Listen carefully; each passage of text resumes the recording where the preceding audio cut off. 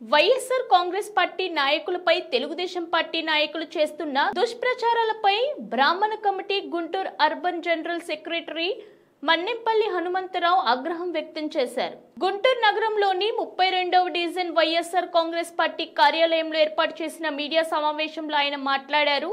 వృద్ధులకు, వికలాంగులకు పెన్షన్ అందకుండా చేసిన ఘనత తెలుగుదేశం పార్టీ అధినేత నారా చంద్రబాబు నాయుడికి దక్కుతుందని అన్నారు. వయసు పడిన వృద్ధులు, ఆరోగ్యాలు సరిగ్గా లేనివారు, వికలాంగులు పెన్షన్ కోసం పడికాపులు కాసేలా చంద్రబాబు నాయుడు చేశారని అన్నారు. పెన్షన్ తీసుకోవడానికి వచ్చిన వృద్ధుల్లో కొంతమంది ఎండ తీవ్రతను తట్టుకోలేక అనారోగ్య కారణం వల్ల కొంతమంది కళ్ళు తిరిగి పడిపోవడం మరియు మరికొందరు చనిపోవడం జరిగిందని అన్నారు. ఆ పాపం చంద్రబాబు నాయుడికి ఖచ్చితంగా తగులుతుందని ఆయన పేర్కొన్నారు. గత 4 రోజుల నుంచి ఈ పెన్షన్లు, వృద్ధాప్య పెన్షన్ల కోసం, వికలాంగుల పెన్షన్ల కోసం జరుగుతున్నటువంటి ప్రచారాన్ని జనమందరూ చూస్తానన్నారు. అందరికీ తెలిసిన సంగతే.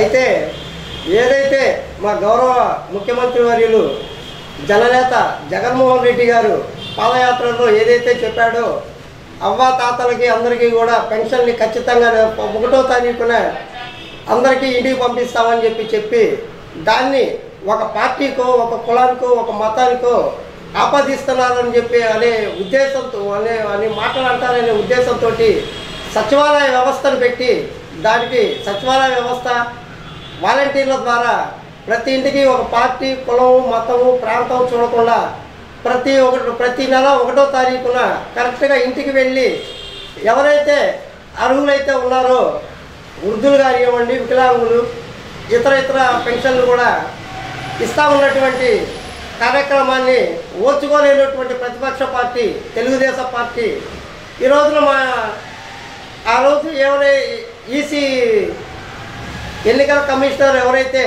ఉన్నారో నిమ్మగడ్డ రమేష్ కుమార్ అనే ఆయన ఎన్నికల కమిషనర్గా ఉన్నప్పుడు ఈ వాలంటీర్ వ్యవస్థ ఉండకూడదు, ఈ సచివాలయ వ్యవస్థల ద్వారా ఈ వాలంటీర్లు ఒక పార్టీకే పనిచేస్తున్నారనే ఉద్దేశంతో ఎవరైతే పెన్షన్లు తీసుకున్నటువంటి అవ్వాతాతలు, వృద్ధులు అయితే ఉన్నారో వాళ్ళందరినీ కూడా ఇబ్బంది పెట్టే ఉద్దేశపూర్వకంగా ఈ రోజున పిటిషన్లు పెట్టి ఈ వాలంటీర్లు ఇళ్ళకి వెళ్లకుండా, వాళ్ళకి పెన్షన్లు అందకుండా చేయాలని, జనాలందరినీ కూడా ఇబ్బంది పట్టే దురుద్దేశంతో ఈ రోజున ఈ వాలంటీర్ వ్యవస్థని ఈ రోజున పెన్షన్లు కూడా ఇవ్వనీయకుండా చేస్తున్నటువంటి కార్యక్రమం తీసుకుంటా ఉంది.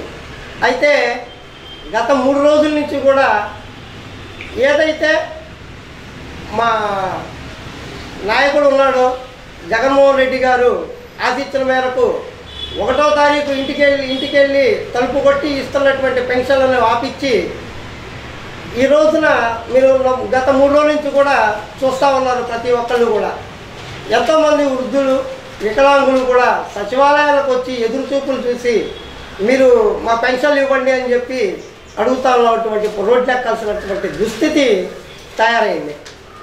అయితే ఇది ఇలా ఉండి మీరు దొంగ అనే చందంగా మీరు పిటిషన్లు పెట్టి మీరు వాలంటీర్ ఏదైతే పెన్షన్ ఇళ్ళకి వెళ్ళకుండా ఇంటికెళ్ళి పెన్షన్లు ఇవ్వకుండా చేసింది మీరు, దాన్ని కూడా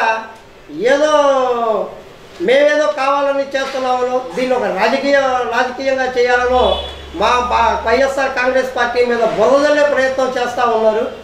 ఒకసారి అది నిజంగా సిగ్గు చేయడానికి కూడా తెలియజేస్తూ ఉన్నాం. ఈ రోజున ఎంతమంది ఇబ్బందులు పడుతున్నారో వాళ్ళందరికీ కూడా ఖచ్చితంగా వాళ్ళ ఉసురు తగులుతుంది. ఖచ్చితంగా వాళ్ళందరూ కూడా మిమ్మల్ని గట్టిగానే దీవిస్తూ ఉన్నారు. ఖచ్చితంగా మీ సంగతి 2024 రేపు సార్వత్రిక ఎన్నికలలో ఖచ్చితంగా మీ మీద ఉన్నటువంటి కక్షను కూడా తీర్చుకునే విధంగా వాళ్ళందరూ కూడా ఎదురు చూస్తూ ఉన్నారు ఈ రోజున.